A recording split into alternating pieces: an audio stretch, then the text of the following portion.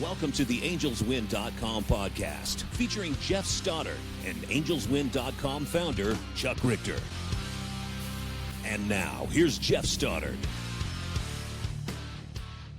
All right, welcome everyone to this week's episode of the AngelsWin Podcast. I am Geoff Stoddard, joined as always by Chuck Richter. And Chuck, you got a special guest for us this week. Would you like to introduce him? Yeah, Angels play-by-play announcer. We got Wayne Randazzo. And I'm pronouncing that right? Randazzo. Kind of, the Italian way is Randazzo, so you're kind of there. And the Americanized way is Randazzo. Oh, okay. I like Randazzo. I love that. Yeah. Good deal. Chuck is vibing with his Italian brother already. I like it. Yeah. Yeah. Well, Wayne, welcome. Thank you for joining us. This is we're thrilled to have you for our viewers and listeners. Victor's traveling this week and couldn't be with us, but we're excited to have Wayne and just kind of talk some Angels baseball. So, Wayne, one of the things we thought we'd start off with is you enter your second year in the booth for the team. Kind of thoughts and impressions of your first season with the team. Maybe things that surprised you. Is it what you thought it was going to be? What was it like with the whole Ohtani thing? What did you kind of walk away with after season one? Yeah, it was a really fun year, I think, overall. being able to witness a season like the one Shohei had, is another all-time classic year for him. And once the elbow injury popped up again and the need for what is essentially a second Tommy John surgery, who knows if we'll ever see another season like that from Shohei. He signs this deal with the Dodgers, but it doesn't mean you're going to get necessarily the two-way version of him once he's healthy enough to pitch. Knowing him, he's as good of a bet as any to overcome that second Tommy John, but it's pretty rare when a guy has two of those and then comes back and looks similar to how he had done it before. So, regardless of that, it's still so special and so unique to watch what he put together last year, and really the third year in a row that he's been able to do that as a two-way player. So obviously that stood out amongst the things that really kind of put a headline over the 2023 version of the Angels. But coming over, I think, from New York and being with Gooby in the booth and our production crew and working for the organization, I think was all great. I think it was really a smooth transition from one place to another, which sometimes it's not the case. And even if it's not the case at first, sometimes it kind of gels that way and gets better as years go on. And hopefully that's the case here anyway. But I thought the first year went really smoothly. I connected great with Gooby and, looking forward to doing a whole lot more games with him again this year. Good deal. Wait, was there anything that stood out last season as just a memory, your first season memory with the Angels that just like, wow, I got to witness that and I got to call that, whether it's a player's performance or game or anything along those lines? Yeah, I thought one of the coolest moments of the season was Mike Trout homering the first at bat of the home opener. It was the sold out opening night, and Trout just parks one, 425 feet or whatever out to left center field, and with the atmosphere, everybody's kind of juiced up for that first big moment of the season. And it took about 4 seconds until Mike Trout delivered one. So I thought that was really cool. And again, it was Shohei's show, and that's going to be a lot different without him this year. It's going to give some other guys a chance to earn the spotlight and to have big seasons and kind of take over some of those moments that Shohei dominated over the last year, which can be a good thing for this team. But I think pretty much anything he touched last year, and some of the long home runs he hit, and some of the nights where he was pitching great and hitting home runs. Last year was probably the best season he had hitting in the games that he pitched in, and it was cool. It was really something that you'll never forget. And I think that anytime you're around a player like that, you kind of do get that extra jolt of anticipation of what could happen. And, it's up to this current group now to kind of make them those types of players and make those outings that they have special and give the fans a lot to cheer for this year. Yeah, I live in Colorado, and one of the highlights for me last year was that Saturday night where they had a record-breaking offensive performance. I think they put up, what was it, 25 or 26 runs against the Rockies. What are games like that like to call? Are you aware that you're kind of, watch, maybe not history for Major League Baseball, but history for the team and some of the things that they were doing? How does that affect the way that you handle and call the game? Yeah, I missed that one. I wasn't there that night. Of course. Yeah. Great question. I missed Good job, Geoff. the play that they had in the that was against Tampa Bay, I think, the triple play they turned. I missed that one. I missed the 25-run game, and I wasn't on the call for Shohei's doubleheader in Detroit either. So there were some big moments last year that unfortunately just timed with me not being in the booth. But I think when they're putting in, and when something historic is happening, you immediately recognize it and understand what's in the moment here. I think the call people associate me with the most is probably Albert Pujols' home run, and that's an obvious one, 700, and potential history is coming. But being ready, going into that game, he was still 2 home runs away, and I still felt ready just in case it happened. And sometimes it happens more in the spur of the moment where there's a no-hitter developing, or there's even a wild game. The Angels had that crazy game in Texas where it was back and forth, and they won in 12 innings, and Shohei hit that home run in extra innings to help them win. And at that time, a pretty important game trying to chase down Texas. They weren't far behind at that point in the season. So, you have to kind of recognize when news is developing in front of you and deliver the broadcast as such. There's plenty of nights where there's less happening in terms of anything historic.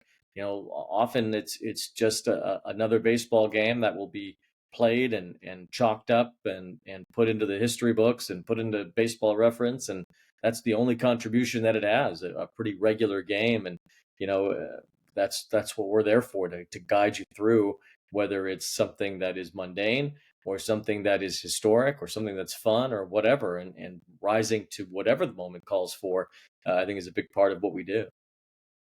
Yeah. Wayne, so you were in camp early on, and so you got to see an Ohtani-less clubhouse and with new direction under Ron Washington. Can you tell about what the atmosphere was like, and what the players are feeling, and what you saw if there was any difference from last year and this year in spring training? Yeah, it was all business. I think these guys came into camp with good attitude. You can only control with what you take the field with, and the manager understands that, and the coaches and the players. I mean, their job is to the player standpoint is to do the best they can, and for the coaches to coach these guys up as much as they can. So that doesn't change. And I think these guys, some of them come in with a chip on their shoulder. I think Zach Neto understands that he had some issues with his body last year, and he's trying to make sure he's in shape for a long season. I think Nolan Shonowell understands that he probably needs to hit for more power to have a successful career. I think Ohtani understands that he needs to make sure he's on the field and continuing to learn his position as a major league catcher. And I think the young pitchers understand that they are a big part of this team, and what they do will help unfold how the season looks. And I think that Canning and Detmers and Sandoval and Silseth are all guys who are ready to step up and take on that challenge, however it looks. So it was a business-like camp. It's really the first uninterrupted normal spring training that there's been in like 6 years. If you think about a pandemic and 2 World Baseball Classics and a lockout, that it's really hasn't been a full uninterrupted spring training in a long time. So I think everybody was just happy to kind of take their time and get ready for the season. And as we sit here now, there's still a couple weeks left before opening day. So it's good for them, and it's good for the new coaching staff to be able, with a fairly young group, to take the reins a little bit. And I think Ron Washington has stepped into that. The players have seemingly bought into his style, and his coaching and his teaching. And, we'll see how that materializes for what happens in the regular season.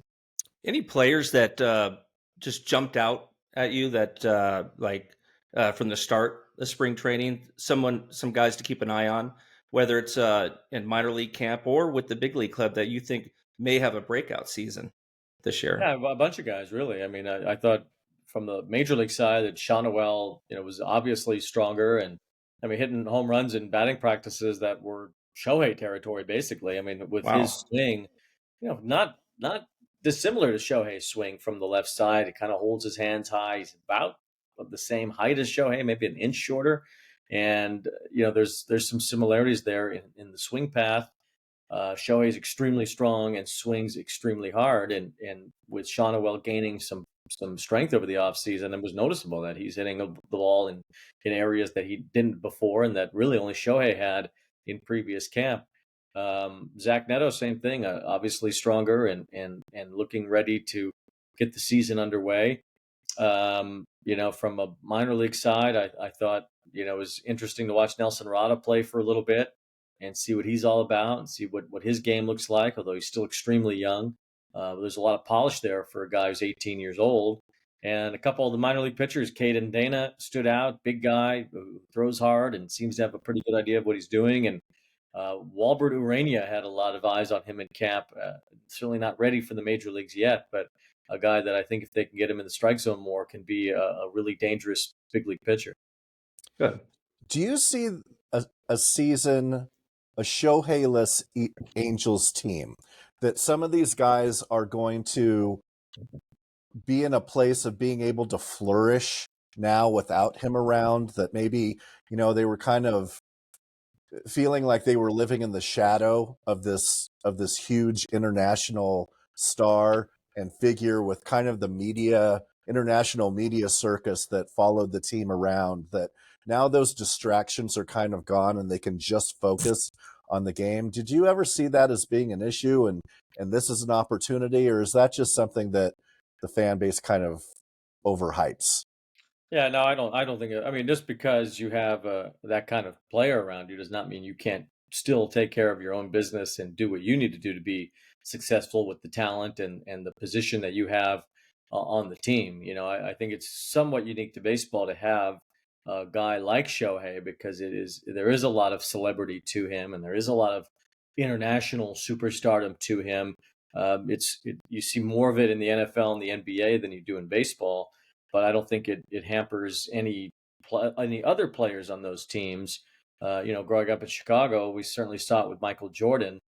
Scottie Pippen's still one of the greatest players to ever play the game. It might have bothered Scottie internally, but it never challenged him as a player. He was still a great player.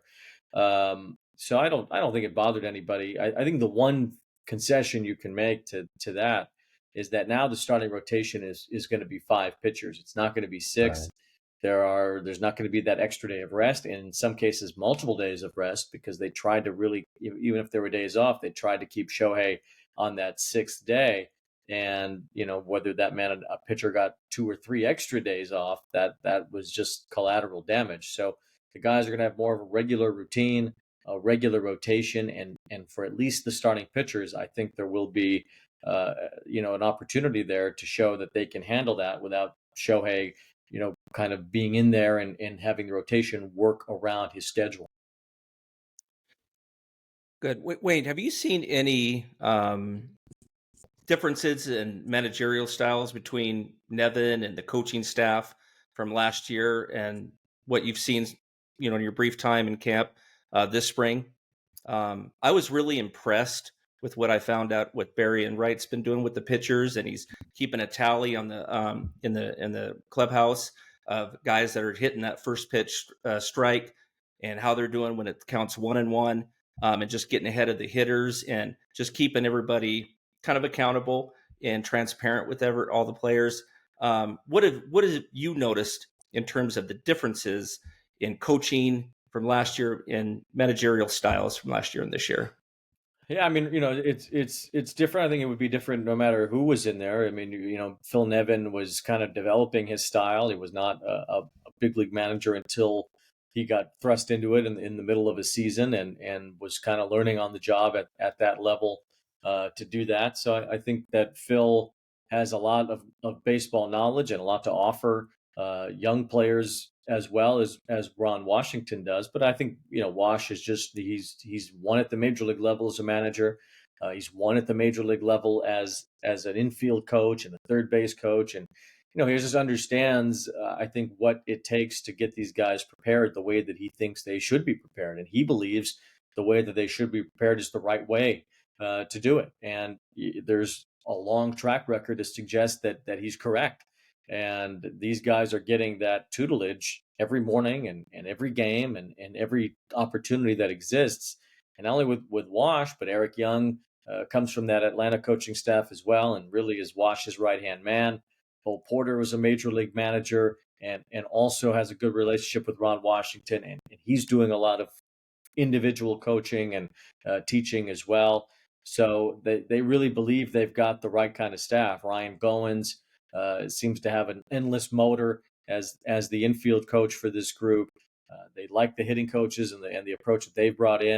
And you mentioned Barry Enright. I've known Barry Enright a long time. He was a pitcher in Double-A Mobile when I was the team's radio announcer. So I've known Barry Enright for like 15 years, and what he learned in the Arizona system, especially the last few years. I mean, Brent Strom might be the best pitching coach in Major League Baseball. He's been around a long time. He's in his 70s, and yet there is just a way that he teaches these pitchers in Arizona how to pitch. We saw it really turn into a lot of victories as they went to the World Series last year.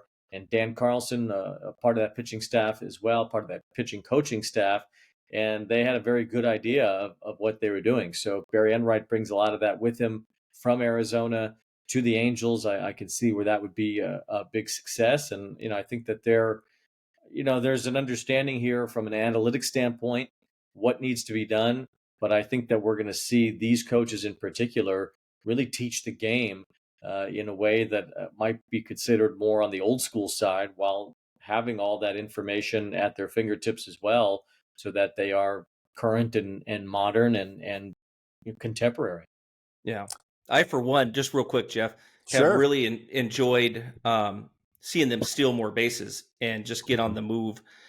You see a lot of guys in action on the bases, whether it's a hit and a run or, stolen bases. And, they lead all of Cactus and Grapefruit League in stolen bases. And I like to see that because I've always felt like the Angels have had some guys that, can run. And it's good to even see that Mike Trout, who still got some wheels on him, stealing some bases. So that I love the old school days of, guys like, Ricky Henderson and Vince Coleman. I like the speedsters, Gary Pettis. Those are guys, and I would love for the Angels to bring that back, and it looks like they are. Yeah, to some degree. I mean, they don't really have guys like that. They don't have that kind of A burner. 5-star speed burners exactly that those players were. But you look at Trout, like in a lot of ways, Trout's bat speed, Trout's exit velocity, Trout's running speed, the way that he still moves in the outfield, all of it is tracks with how he's always done. Really haven't seen the kind of drop off on the peripherals with Mike that maybe would suggest he's getting older. He's still as good, as talented, and as skillful as I think he's ever been. So I would like to see Mike steal more bases. I think that there's been a lot of protection, and rightfully so, of him because he means so much to the team. But it hasn't worked either. I mean, the protection hasn't kept him on the field. And last year was a freak accident that took him out for the second half of the year, or whatever the injuries have been. The extra protection hasn't helped. The days off after a long flight or whatever. I mean, these are all things that it seems like the Angels are going to stray away from. And if you look at Atlanta, where Wash had just been, and you look at some of their star players, Matt Olson, Acuna, Albies, Riley, Swanson when he was there, Freeman when he was there, these guys were playing 162 games. Maybe they would have a day off here and there. Maybe they would come in at 160 or 161, but they were in that neighborhood every single season. And, it was almost like a joke when Atlanta got Nicky Lopez last year to fill out their bench. It was just like, well, he's just there to fill out a spot. Like, he's not going to play. He's never going to play. And it's I think the mentality that Ron Washington would like to have for this group, because as he says, he doesn't want to mess with the lineup on a regular basis. He doesn't want to be taking guys in and out, especially the stars on the team. And there's no bigger star than Mike Trout. So, I'm not saying he's sit here and say he's going to play 162 games, but if he could play 150, then I think the Angels would be thrilled with that.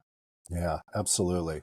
As the players are obviously tuning up and getting ready for their season, in Tempe throughout their spring training, what is this time of year look like for you and for the broadcast team? How do you guys and you specifically prepare for it? What kind of studying are you doing? What kind of things are you doing to work with Gooby maybe or tune things up? How does that process work for you? I mean, yeah, for me personally, I kind of get into the habit of reading the daily clips and just kind of getting back into the habit of the daily grind of it and staying up to date on what's happening at spring training and all that. But as far as researching and getting the numbers I want and just having the stories that I want in my back pocket, that kind of started already. It kind of starts around the new year, really, for me, and kind of parsing through where guys went and who's playing for which team now, and being able to identify the different moves, and on top of that, just kind of updating in my notes what 2023 looked like for a lot of these players. First on the Angels, and then inside the division, and then go around the league from there. So, it's kind of an endless process, and I never really feel ready for any game that I do. There's always one more article you can read. There's always one more note you can jot down. There's always one website you didn't visit. There's always, especially in this information highway we're on, you could have subscriptions to 4 or 5 different things and still be missing out on a couple, that are pertinent and have a lot of information, and you just kind of draw lines on what you think is what. But I think there's a lot of reading involved, and especially when the real games start, kind of keeping an eye on the rest of the league as well. Not only for when the Angels are playing, but I still doing Friday Night Baseball too for Apple. So kind of being ready for anything league wide is important for me too. Yeah, Wayne. So have you seen any differences between, working with and working in the booth for the Mets broadcast team and the Angels? Are there any restrictions, any things that you can't say or anything? I've always appreciated your wittiness and humor in the broadcast booth, and I think that you and Gooby work really well together, and so I appreciate that. And you're very candid about some things too, which we got spoiled with Victor Rojas on, and so just to tell it like it is. But is there any differences between working for 2 different teams and what we can do in the booth? Well, first of all, I appreciate what you said, and that's it's great to hear. I put a lot of you put a lot of time and effort into this stuff, and it's I appreciate you saying that. But I think the biggest difference, the Mets, I think when especially when they were owned by the previous ownership by the Wilpon family, they wanted that kind of candidness from Gary, Keith, and Ron. Like the reason why those guys do that is because they were encouraged to, and that hasn't changed with new ownership. Not that the new ownership saying the same thing, but they're not saying not to. And I think that the fan base in New York has been conditioned to hear it like it is, and they want the broadcast to match with what they're hearing. And I wanted to take that with me wherever I went. If I wasn't going to stay there forever, and Gary Cohen's locked into that booth, and hopefully will be for many, many, many more years. And so when an opportunity opened for me to be able to do that role in a terrific organization and in a great market, I was happy to make the change and come to the Angels, but bring some of that style with me. I want to be true. I think the best thing you could do as an announcer, and I'm sure Victor did this, and I'm sure that the guys who have a lot of support and appreciation from their fan bases do this. They just want to be authentic to themselves and to what they see, and to what the fans are seeing. So I think that that's important to me, and I'm not going to cross the line on anybody or be overly critical or be personally attacking toward anyone. I do think that in some ways the biggest difference is that in New York you're kind of ready for it, and you understand that's what you're getting into. Um, there is a little bit of a line with players. They don't like hearing criticism necessarily, especially from the home broadcast. And I think that the Mets announcers, they didn't really mind doing that. They weren't that wasn't a line that they minded crossing. And if there was some blowback from it from the players, they dealt with it. It was a conversation that was had, or whatever. I mean, they weren't shy about having those conversations. So, I don't know that that's the case everywhere, but I think that it is at least important to be authentic and say what you see, and because everybody's seeing it, and everybody who Right. cares about the team is probably reacting in a similar way. And I think there's a good way to do it without crossing the lines or without upsetting people. And I haven't had any restrictions placed on me, whether with the Mets or the Angels. Oh, good. Yeah. We really appreciate your time. We know that we're coming up on things, so maybe just a couple more, one from each of us. But talking about the Mets fans, how do the Mets fans differ from the Angels fans? When I have this mental image of Mets fans of Frank the Tank from Barstool having his online meltdowns over whatever the Mets lose, or if someone gets hurt, and saying that they're going to lose 150 games in a season, and just those always entertain me. I don't know that we have anybody in the Angel sphere that kind of does that, but impressions between the two fan bases. Well, I think ultimately every fan wants their team to win. I think that there is a line of suffering with New York Mets fans in particular, that there is almost a comfort level of suffering, that they've suffered in these ways for so long, and there's this shadow of the Yankees hanging over them, and it almost feels like when things are going right for the Mets that there is a discomfort about it. Like this is unusual. We don't know how to feel right now. Where's the candid camera on us? Like there's there's just always this cloud of gloom that feels like it's within reach for Mets fans. I think for the Angels fans, there's some similarities to that. That there is always another shoe to drop. I think that's just how it is for a lot of baseball fans. Even it's hard to win. We look at the Dodgers and these 100 win seasons they're having, and yet the calendar flips to October and it unravels immediately.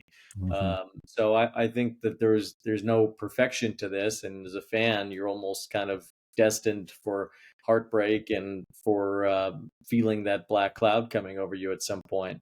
So I think the one thing is that when you're at an Angels game, there's still this air of how great it is to be at the ballpark, and how much fun the family is having. I think Angel Stadium is probably the most family friendly ballpark in all of baseball, and there's always that kind of familial fan at the ballpark that is just having a good time regardless of the game. You could sense the misery when the Mets are losing a game.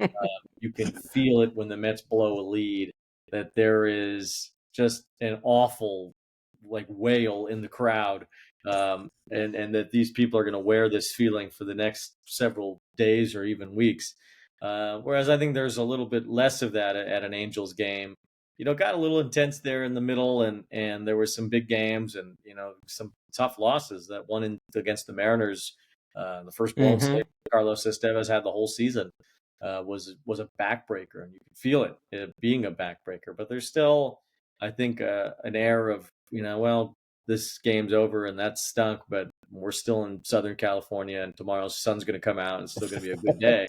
Whereas in New York, it's like, you sometimes you really have to talk these people off the ledge. All right, Last Chuck, last one from you. Yeah, last one. So, Wayne, if you had to make a prediction, two-part question. If you had to make a prediction on how you see the Angels doing this season, what would that be? And do you think that the Angels need to make a move? And I'm asking this because we've gotten our mailbag just filled with this question. Do you think they need to make a move to add a Blake Snell or a Jordan Montgomery to bolster the rotation? I mean, I think Snell is the one that certainly stands out the most. He was kind of able to figure out how to pitch last year within himself. I think in a way that he hadn't before, even the other year that he won the Cy Young Award, that he understood that how he pitches, he's just going to walk people. And maybe Barry Enright can get him to throw more strikes, but he's going to walk people. And it's how he handles those walks and how he handles those base runners is what's going to make him or break him. And I think he finally learned that last year, and it turned into a great season for him because he was able to work out of trouble. He still led the league in walks, but hardly any of those guys ended up scoring. I mean, he drives up the pitch count. He's going to have shorter outings than most ace starters. Right. And I think the market has reflected that. He's not getting Garrett Cole money despite having 2 Cy Young Awards, and Garrett Cole only has 1. He's not getting that kind of contract. And I don't know where the talks are right now, but I'm sure that he's not going to be in that club where he's getting a ton of money like maybe people thought he might going into the offseason. So if there's a way for the Angels to do it, I think that would be a huge boost to them because I still think they're a little bit thin in the rotation, even if the 5 guys you have right now, and Tyler Anderson is signed and part of that, and the 4 young pitchers. If one of those guys goes down, then what? They're trying to create starters. I mean, they're trying to make Andrew Wentz a starter. They're trying to make Jose Soriano a starter because they don't have any depth. And if you have a guy like Blake Snell, not only do you have a pretty much an ace, but you have a guy who will lengthen the rotation that you can absorb an injury or even 2 and still be able to throw out 5 major league starting pitchers that you trust. So I think that's what happens when you sign a guy like Blake Snell more than anything from that standpoint.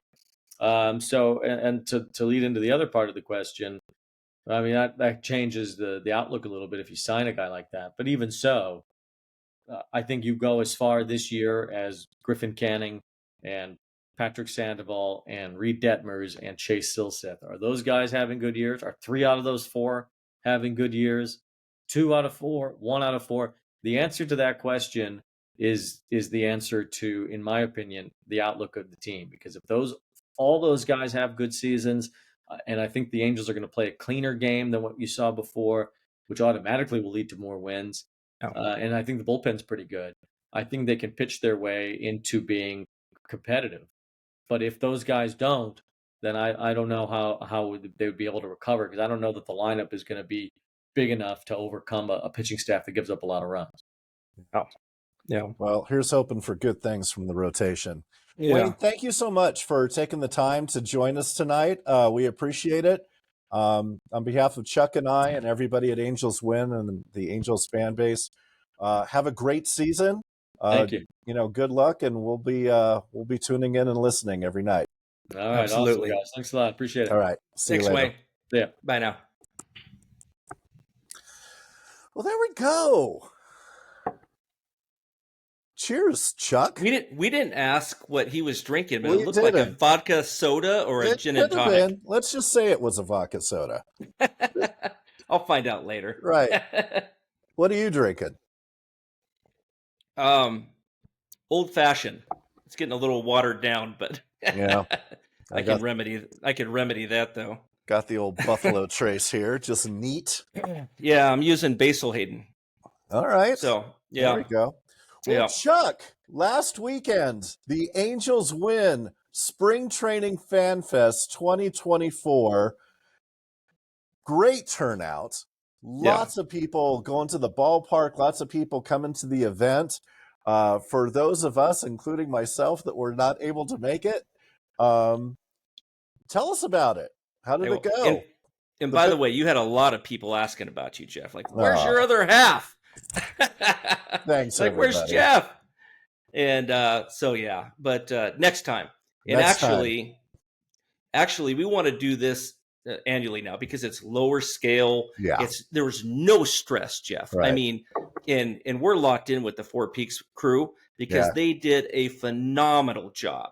And That's I mean, awesome. top notch. Yes. I mean, there was a server at every table. Nobody had to wait for the drinks. The food was good. The beers were flowing. My Four Roses and Cokes were flowing.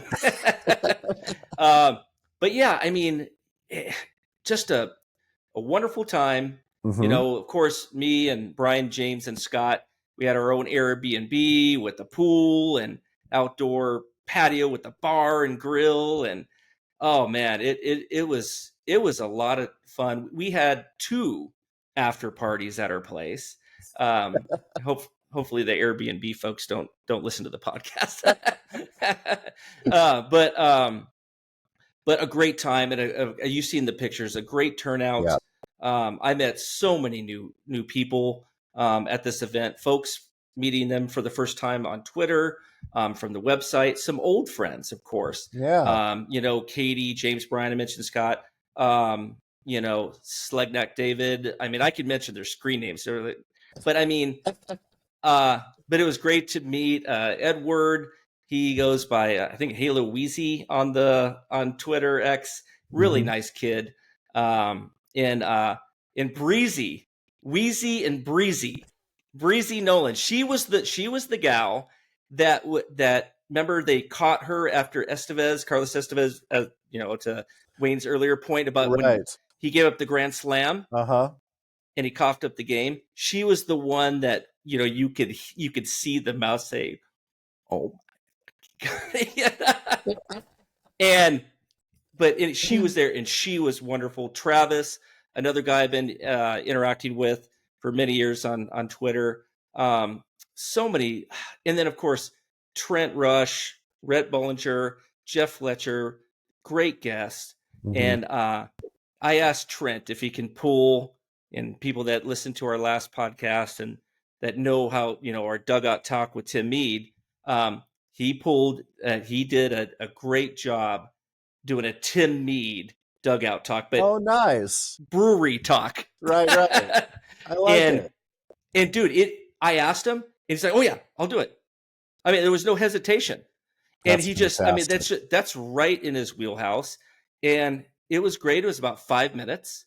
I think I have the video. Somebody took a video, sent it to me. I'll post it. But just great, you know, got everybody hyped up, kind of like Tim Mead did, like a short State of the Union Angels address, you know. And dude, just amazing. Got to hear some cool stories off the record from some of these guys. Nice. Yeah. Anything that can be shared here on the podcast? Nope. But I'll talk to you later. All right. Sounds good. Just a great time. And I told everybody, and everybody's like, "Oh, you say this every time, Chuck. After every event, this is the best one. It's the best one we've ever done. I love you guys." Exactly. But here's the thing, Geoff, because, you know, for fans that listen to our podcast, we bowed out of doing these because it was too much work. We just got so over our skis. We went, and it was our own fault. I mean, we just went too big and too fancy and put too many things in place and really got away from our roots, you know, and just kind of the, you know, AngelsWin was created for people to hang out online, especially people like you and I that, you know, in the mid 2000s were displaced Southern California Angel fans. You were up in Washington. I was in Colorado. I think I had just moved to Colorado. So we wanted somewhere to link back and to have that online community hub that we could connect with. And yeah, we just got too over our skis. But one of our listeners, Geoff, his name was Jared, younger kid. I think he's 29 or 30. And he showed up because he listened to our last podcast. And when you told the story about how you rolled in looking for me, and then you saw me standing there with a white jacket and a white shirt, white pants, white shoe. He showed up in the same attire, and dude, because of that, I love it. I love and it. everybody kept telling me, it's like, Chuck, you have a new biggest fan. He was following me up talking. Great kid. And yeah, it was fun, dude. I mean, a lot of new people. Yeah. You know, one guy came from England. His name is Phineas. Oh, wow. I hope I'm saying that. He came all the way from the UK. You know, was there for a few days, and he said, I had to, you know, we've been interacting on Twitter, X, and I think he's on the board as well. He is, yeah. Mm-hmm. And he showed up, and it was great talking with him. My God, it's hard. I know I'm gonna leave people out, but it was great seeing the pictures and a lot of the new people and a lot of the OGs. It was great seeing the ladies of Angels Win, Katie and Jody, and I think Gail was there. Yeah, it was. I mean, it was wonderful seeing those pictures, and I was heartsick that I was not there. I think I was messaging everybody on different platforms, just kind of, you know, just trying to feel connected to everything that was going on. But it looked great, and I'm sitting there going, man, we may need to do something during the summer at the Big A. I'm thinking I've been telling everybody the fall, because that's when I have some availability. And who knows, maybe the Angels will be playing some meaningful baseball during that time. Let's knock on wood. Even better, right? That's a great transition. So in addition to the event being fun, you got to go see a number of games. Thoughts and impressions of the team. What jumped out at you? What things were you pleasantly surprised about? You know, seeing it live. Obviously, you get to watch, you know, games on TV. But you know, what things jumped out as being, wow, this looks good? And maybe what were some areas of concern for you? Yeah, Brendan Drury had a great weekend. He clobbered the ball. We were on the third base side, and when Miguel Sano on Friday's game just clobbered that ball for a 3-run shot. He impressed me. Of course, Zach Neto, Logan O'Hoppe, Shanuel doing their thing, Mike Trout. It was good to see Rendon get back on the field for the final game on Sunday. You know, the pitching looked okay, you know, and so Silseth, we were right behind home plate on Sunday, and Silseth had a rough start, walked a guy, hit a guy, and then gave up 1 run, but then just shut down ever since then. And dude, he was throwing really hard. I didn't get a radar reading, but I would venture to say it was high 90s. Nice.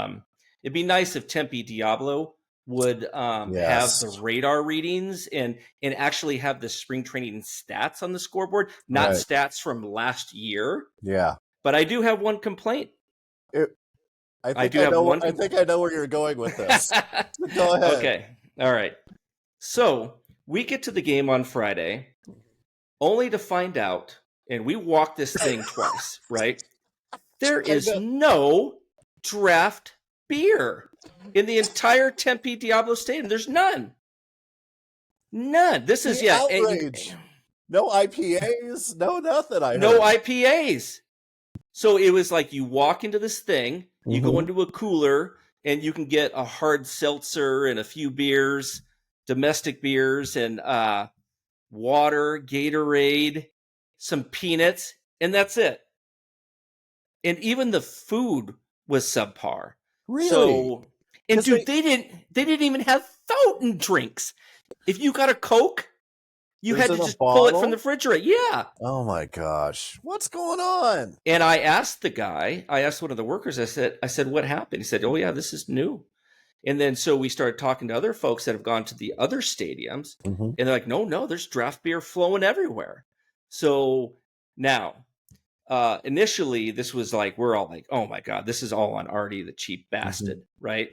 But there is some thought later on that maybe they're pulling the lines and everything because there's some renovations going on. And so maybe this is just them going basic, because as soon as spring training games are over, they're going to start building and making this stadium more modern, I guess. I mean, dude.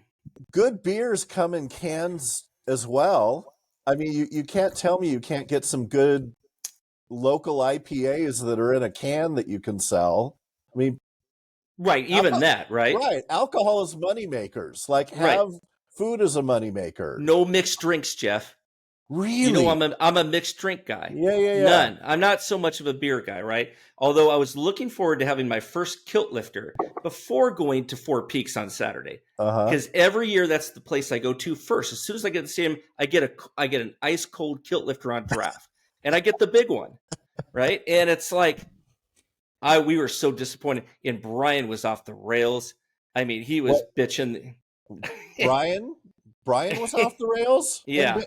And he was complaining? Yeah. Our Brian. Shocker. I'm having trouble picturing this in my mind, so give me a minute while I try to pull that together. People that have known Brian on the board for 20 years will appreciate that. If you don't know who Brian is. Yeah. I love his passion. Brian complaining is Brian's sweet spot. At one point I had to say, Brian, shut the hell up, dude. Come on, let's enjoy the game. Here's a funny story. So Brian and I, this is something I learned. Okay, here's a fun fact, a 20-year anniversary thing. Brian and I learned probably 5 years in to Angels Win that we played sports together in middle school. We were at different middle schools, but we played against each other from like 6th, 7th, and 8th grade and had no idea. Wow. Yeah, it was kind of crazy. One last story I'll share. It is really cool. So flying out Southwest, right? Mm-hmm. And so I had a seat right I was like Group B or whatever. I don't know if you've ever done Southwest. You get to pick your own seats, right? Right. If you don't get in the A or Bs, you're fucked. Right. So you're sitting in the middle on the wing. Yeah, or you're sitting in the middle, and me in the middle is not a good thing for anybody. Yeah. But anyway, but I got to sit right in the front, and it's next to this guy and his kid, and they were really quiet the whole flight. He got a drink, I got a drink, and then when he went for a second one, he got a double, and I was getting singles, and I was like, man, you're one-upping me every time.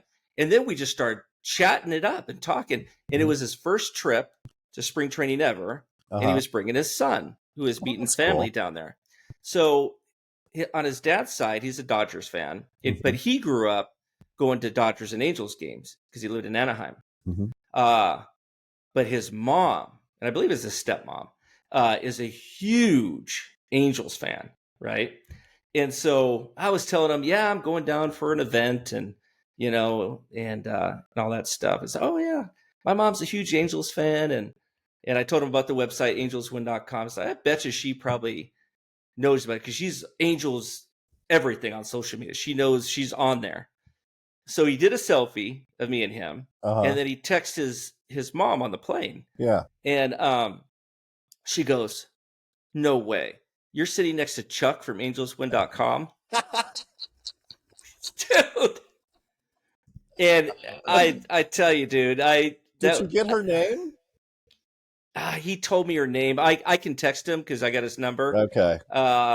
But he lives, dude, like 40 minutes away from here. And he said one of his best friends lives in the same town that I do, which is also crazy because I live in a very small town that nobody's heard of. And it's just wild. That's awesome. Just wild. And so I thought I'd share that story too. Well, it was cheers cool. to his mom, who's probably watching this or listening because that's how she knows you. So thank you for your viewership. And yeah, that's awesome. That's awesome. Yeah. Yeah, it was a great weekend. Very good. Well, let's see. As we kind of get back into the groove of this, I think that we'll probably start going weekly. I don't know. We've been kind of going weekly already, but definitely going weekly once the season starts. But right. Any thoughts on upcoming episodes? Any more guests in your back pocket? A lot of guests actually down the road because I've been booking them. But Victor and you and I will get back together. I think it's a day before or 2 days before opening day. So not next week, because I'll be in Florida next week. Okay. But the week after. Okay, so like a day or two before opening day. And then after that, yeah, we'll be back at it once a week. If Right. Victor cannot come on because he's traveling and doing stuff, we'll have guests come on. And even we may have Victor on and then even have special guests. If Victor can't, maybe do a couple a week. But this has been fun. And thank you all for listening. It was so cool to run into so many people, Geoff, at the stadium, at our event, that said they loved our podcast, they loved the website, and just a great thing to hear. Well, we do it because we love doing it, but we also do it because we get such great feedback from all of you that you enjoy the content. So that's why we continue to do it. So thank you for listening. Smash that subscribe button, hit the like button, give us a good review, and tell your friends about it. Yep. Anything else before we close?